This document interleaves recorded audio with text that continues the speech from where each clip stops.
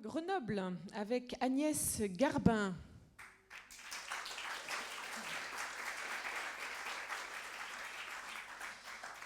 Agnès, vous êtes en master premier degré et le titre de votre mémoire est la correspondance interscolaire en maternelle mise en œuvre et effet sur le développement langagier. Et votre directeur de mémoire est Sébastien Arfouillou. Tout à fait, merci.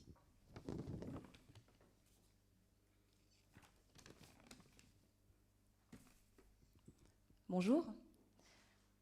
Top départ. Il y a quelques semaines, en lisant un magazine, je suis tombée sur cet article. Courrier thérapie à vos plumes. Cet article présentait les bienfaits de l'écriture de lettres jusqu'à parler de ses effets thérapeutiques. Oui, thérapeutiques. Alors, sans aller aussi loin et à ma modeste échelle, je profite de l'occasion qui m'est offerte pour partager avec vous les effets que j'ai observés lors de la mise en œuvre d'une correspondance interscolaire entre ma classe de maternelle et celle d'une école française à Rabat, au Maroc. Effets qui resteront strictement dans le cadre pédagogique. Encore que. La correspondance interscolaire, c'est une invention de Célestin Freinet, au début du XXe siècle. Son objectif était que lire, écrire, se familiariser avec la culture soit aussi naturel que marcher pour un enfant. Oui, l'enfant en tant qu'animal social aime être en relation.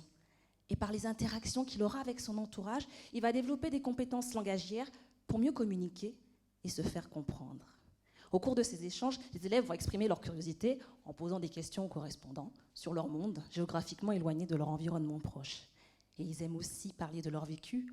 Alors les séances d'écriture des lettres sont des occasions pour eux de mobiliser leurs compétences pour faire vivre aux correspondants leurs expériences. Écoutez. Les enfants du Maroc.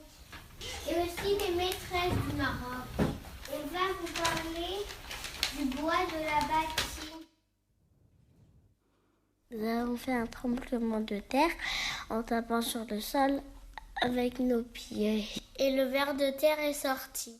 Et tous participent, oui, tous sont actifs, y compris ceux qui, habituellement, ne font pas beaucoup entendre le son de leur voix lors des échanges collectifs. Ils ont du plaisir à raconter et aussi du plaisir à écouter. Leur vocabulaire s'enrichit et les énoncés vont s'allonger tout naturellement. Là, vous allez me dire, bon, j'entends ce que cela apporte aux élèves, mais on fait comment pour la mettre en œuvre, cette correspondance ? Eh bien, sous le format d'un projet, avec une finalité. J'ai compris après plusieurs recherches que c'était ce type de dispositif qui allait donner de la cohérence et aussi du sens aux actions prévues dans ce cadre. La finalité pour ma classe, c'est de réaliser une exposition avec les découvertes issues de la correspondance. Et cette finalité, c'est une source de motivation pour les enfants. Ils vont pouvoir parler de ce qu'ils ont appris à leur famille. De plus, cette structure va favoriser de nombreux échanges au sein de l'équipe des enseignants partenaires du projet. Donc oui, s'il y a deux mots-clés à retenir pour cette expérience, ce sont le plaisir et la motivation, présents aussi bien chez les élèves que chez les enseignants. Et pour finir, je rajouterai aussi à cette liste l'ouverture culturelle. Merci pour votre écoute.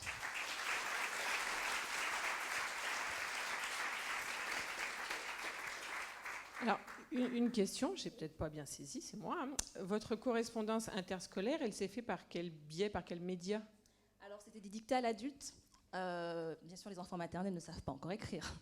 Donc, c'était des dictées à l'adulte et on s'envoyait en fait ces lettres dans des documents Word avec l'autre maîtresse. Donc, c'était sous format numérique ? Sous format numérique, oui. D'accord.